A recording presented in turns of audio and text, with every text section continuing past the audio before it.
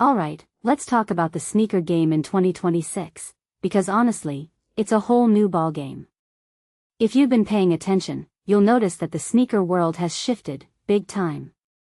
Gone are the days when every release was just another Air Jordan or Travis Scott collab. Don't get me wrong, those were iconic, but the market got oversaturated, and let's be real, even the resale game is in shambles. So, what's happening now? Well, it's like the sneaker world hit a reset button, and personally, I think it's the most exciting it's been in years. Here's the thing, the big players are still here, but they're sharing the spotlight with a new wave of boutique brands and unexpected collaborations. Take the New Balance X Miu Miu 530 SL Deco, for example. A luxury fashion house teaming up with a classic sneaker brand? That's the kind of creativity that's redefining the game. And what makes this really interesting is how it's not just about the big names anymore. Smaller, IYKYK brands are dropping heat that's just as fire, if not more. One trend that's blowing me away is the rise of football-inspired sneakers. I mean, with the World Cup in the US this year, it makes sense, but the Nike X Peaceminusone CryoShot CTR 360 Maestri 2? That's a boot sneaker hybrid that's straight up art. From my perspective, this is where the sneaker world is heading, blurring the lines between performance and lifestyle. And let's not forget the Puma X Nahmias Speedcat. Timothée Chalamet wearing them? That's a cultural moment right there. But here's what many people don't realize, the sneaker game isn't just about hype anymore. It's about storytelling. Take the Willy Chavarria X Adidas Superstar, Compton Cowboys. Those steel-toed superstars aren't just shoes, they're a tribute to a legacy. If you take a step back and think about it, sneakers are becoming a way to tell stories, to connect with culture in a deeper way.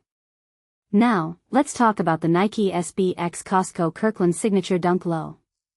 This is the kind of collab that makes you go, wait, what? But that's the beauty of it. Nike SB has always been about pushing boundaries, and this? This is peak, weird but genius. Personally, I think it's a reminder that sneakers should be fun. They don't always have to be serious or hyper-limited. And then there's Vans. Who saw Vans becoming a major player in 2026? Their collab with Satoshi Nakamoto is one of the most coveted drops of the year. What this really suggests is that the skate shoe culture is merging with high fashion and streetwear in ways we never expected. Here's the bigger picture, the sneaker world is democratizing. You don't need a swoosh or stripes to make an impact.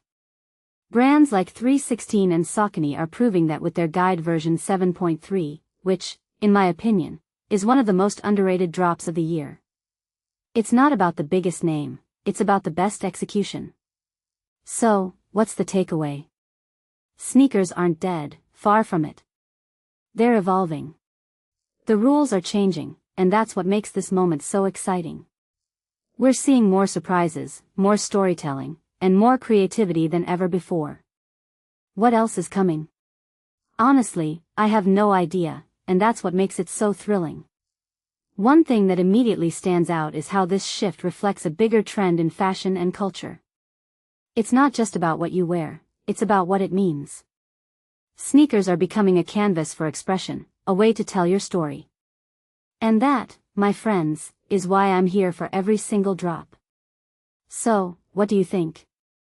Are we in the golden age of sneakers, or is this just the beginning? Let me know in the comments, I'm curious to hear your take.